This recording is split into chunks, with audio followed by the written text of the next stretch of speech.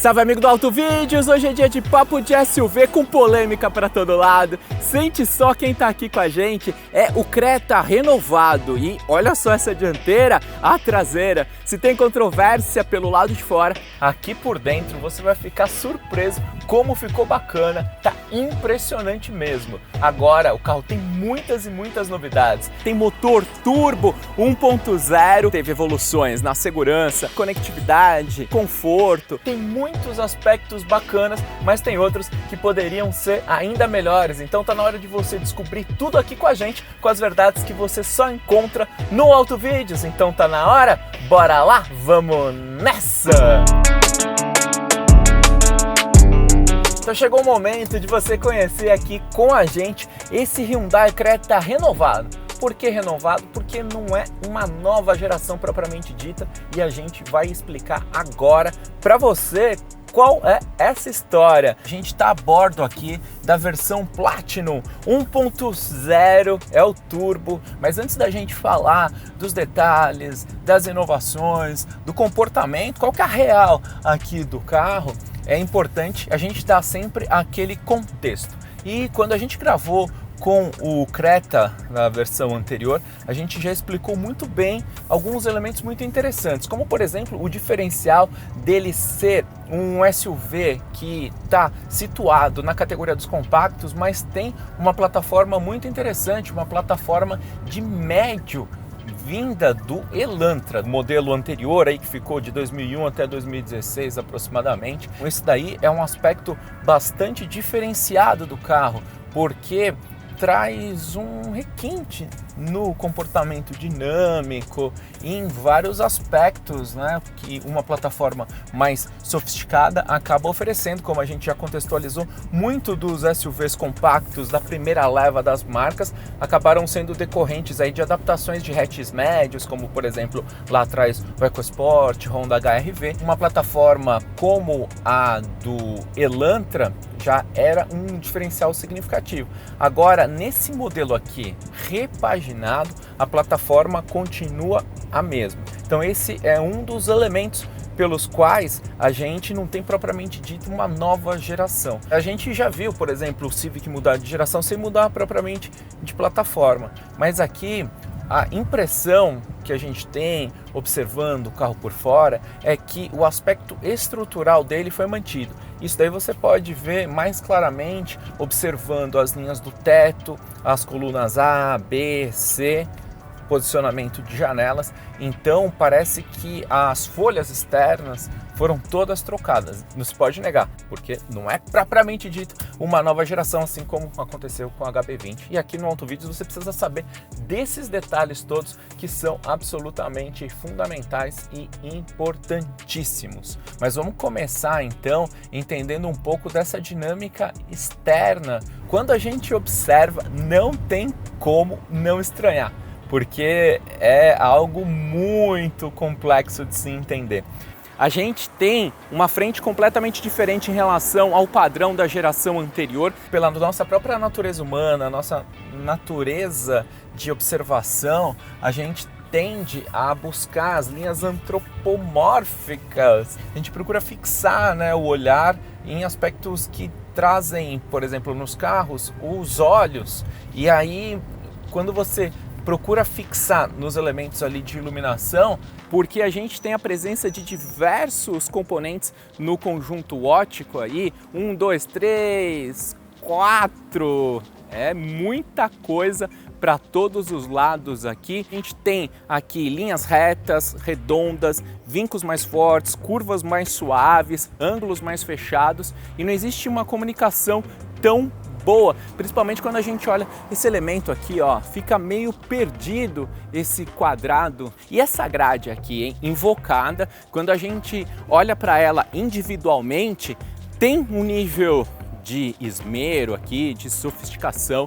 Tem esse formato hexagonal, a gente tem ali umas 3 entradas de ar ali na parte inferior, realmente um detalhe interessante, mas ela também não se comunica de uma forma fluida em relação ao conjunto óptico. E é por isso que eu comento que faltam harmonia e fluidez. a harmonia de linhas, porque você tem muitas linhas com formatos muito diferentes que não se conversam, não se interligam, e justamente esse aspecto da fluidez relacionada a essa falta de comunicação entre todos esses elementos de design. São muitos elementos e isso acaba também trazendo um aspecto mais estático em termos de design para o carro. Parece que ele ficou mais pesado. Talvez tenha sido até uma certa condição do design, justamente para transmitir uma sensação de que é um SUV compacto com algo a mais,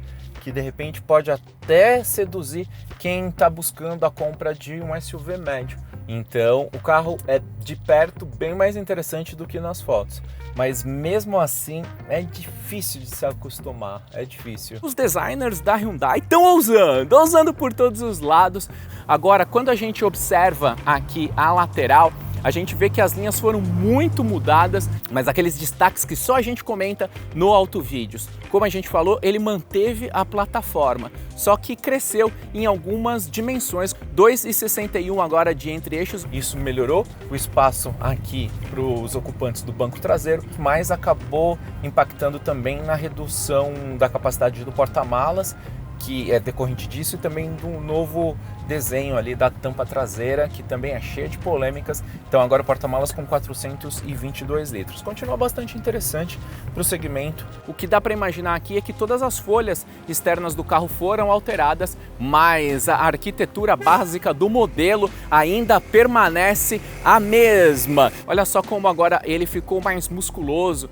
As linhas aí do paralama mais arredondadas, tanto na parte da frente como na parte da traseira. Olha só esse aplique que a gente tem aqui para dar uma descaracterizada, uma encorpada melhor em relação ao ponto de que ele mantém essa mesma estrutura em relação à geração anterior. E agora a gente chega na traseira, e se tem polêmica na frente, tem muito mais aqui na traseira. A gente nota mais claramente ainda esse aspecto, né, da falta de harmonia e da falta de fluidez, na medida em que você tem componentes dispersos aqui, principalmente nesse conjunto ótico. Olha só quantos elementos. De novo, a gente tem a presença desse quadradinho aqui, que não se comunica com nada, então fica realmente bastante estranho quando a gente acompanha essa invasão da própria lataria em relação à lanterna.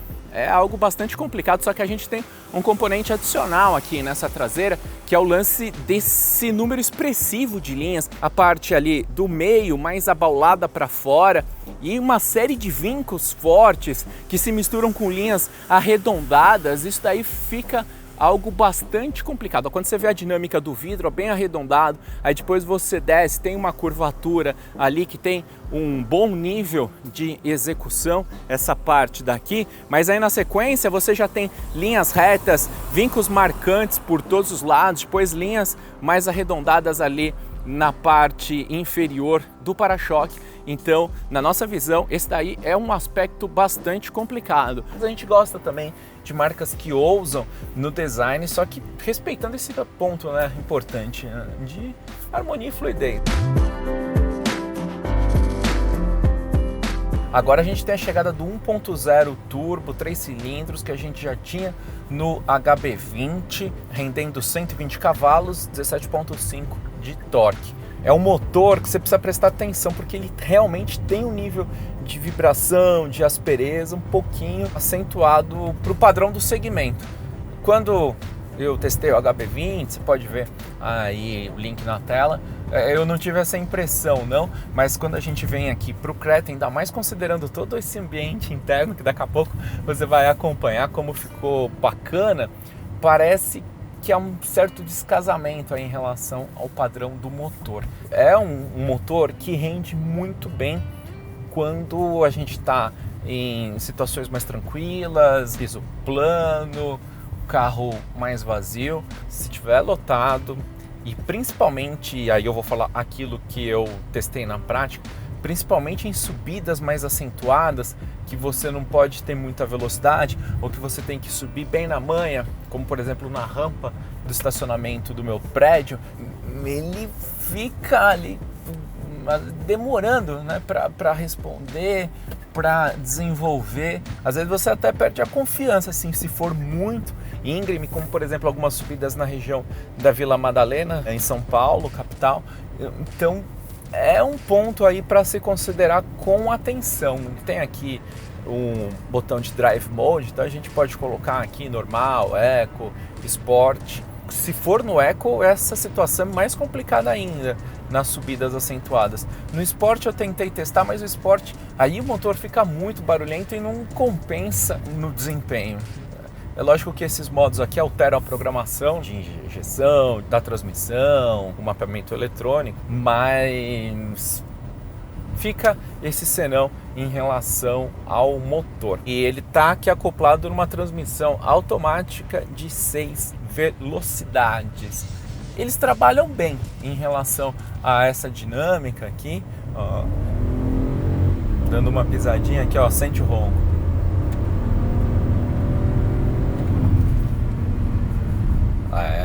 Saúde no motor 1.0 da Hyundai Turbo. Ele é um carro bem acertado, é um carro na mão, mas com respostas um pouquinho lentas, tanto no volante como na aceleração. Isso me chamou bastante atenção. Você precisa se acostumar com esse ponto.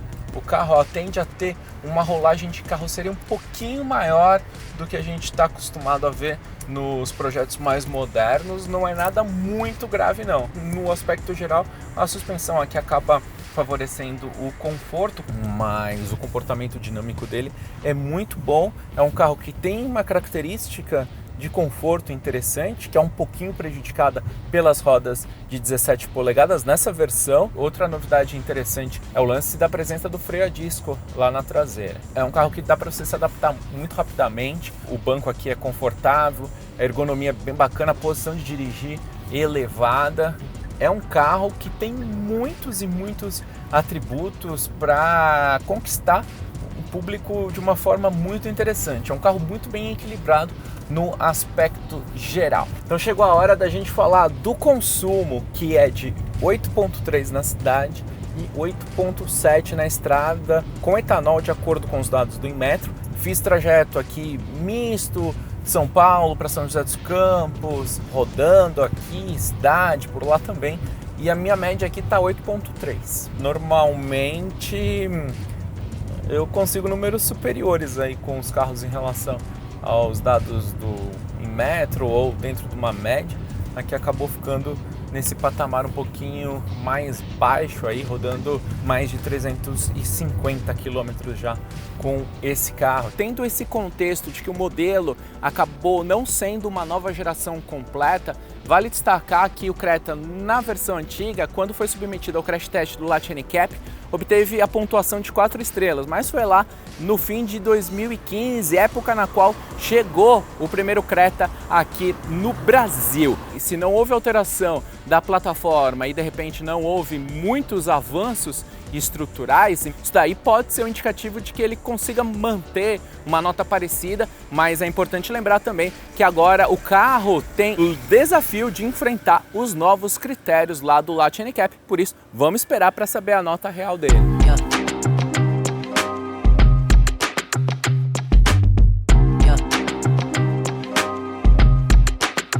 Então vamos falar do interior e eu realmente fiquei surpreso. Não há dúvida, na hora que você entra aqui no Creta, você se sente num padrão superior em relação ao segmento. Não tem para ninguém nesse segmento. Vamos aguardar o Renegade renovado, né, para ver se vai existir um upgrade no interior. Mas por hora, o Creta é o campeão do conforto, do requinte e da sofisticação, considerando a dinâmica dos SUVs compactos. A gente tem presença, né, nas partes superiores aqui no plástico mais tradicional duro, mas olha só que na porta a gente vê a presença de diferentes materiais, um design muito bem integrado. Aqui tem muita harmonia, ó, todas se comunicam da porta em relação ao painel. É algo completamente diferente, por exemplo, do Nissan Kicks que a gente testou aqui já no Auto Vídeos. Nessa versão a gente tem a presença da tonalidade marrom com o preto e é um dos carros que tem um dos melhores painéis para mim, considerando a disposição, a beleza e a hierarquia e a eficiência das informações. Tudo que você precisa tá fácil, tá na mão, tá no jeito, é bonito, é moderno. Então isso daqui realmente me conquistou. Gostei demais mesmo. Uma coisa bem legal aqui, ó, tá dando seta bem no meio aqui do velocímetro, aparece a imagem de uma lateral ou de outra no momento que a gente dá seta. Isso é sensacional. E aqui, quando a gente olha para o meio, tem um multimídia aqui de respeito, hein? 10 polegadas, uma resolução excelente, principalmente da parte de câmera de ré, e vale destacar também que o carro simula uma câmera 360 também com excelente resolução. Isso é realmente fenomenal, algo que me agradou muito aqui em relação ao Hyundai Creta, muito bom mesmo. Aqui a presença do Apple CarPlay e Android Auto no aspecto geral, muito responsiva a tela. Gostei do som também, nada de extraordinário, mas cumpre o seu papel aí de uma forma correta. Então isso é muito bacana. Esse console central aqui, ó, tudo muito bem integrado. A gente tem um espaço aqui para guardar as coisas. A gente tem a presença do Auto Hold, que é muito legal. Ó, hoje tá calor, acabei de ligar a ventilação no banco. Ó, muito bom, é muito legal.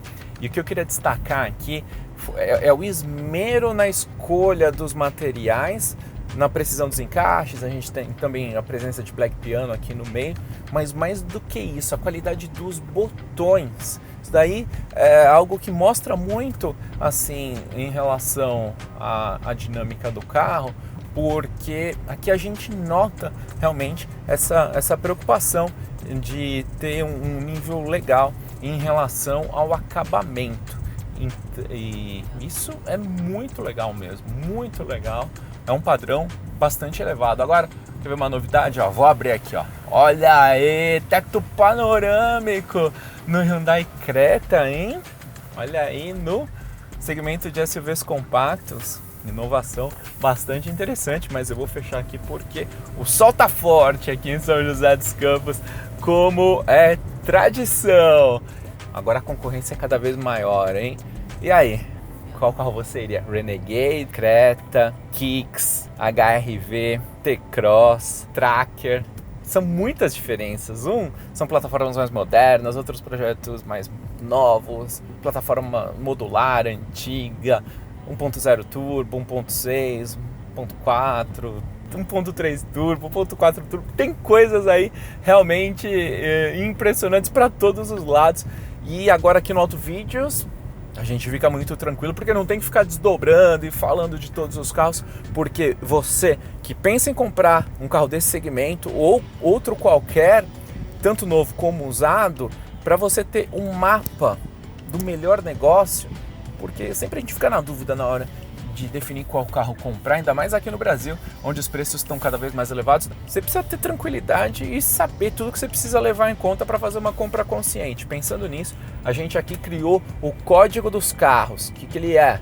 Uma série de vídeos, 8 vídeos, com os 8 mapas que fazem você ter o roteiro completo para uma escolha eficiente, pensando no seu perfil, no da sua família, para quem busca um carro de qualidade, seguro, com custo-benefício real, não os falsos aí que a maioria do pessoal fala. Então, você inclusive pode economizar de 3 a 30 mil reais em até 3 anos, seguindo aquilo que a gente organizou para você. O Código dos Carros está disponível no site códigodoscarros.com.br. Aproveita que está com preço promocional, garanta o seu acesso imediato, é só cair para dentro. Então a gente tem o Creta antigo ficando na faixa ali dos 100 mil reais aproximadamente. Então a gente tem o 1.0 turbo em diferentes versões. A gente está aqui na Platinum, que é a mais top, e depois a gente vai ter a topo do topo lá com o 2.0. A gente vai pegar esse carro para testar,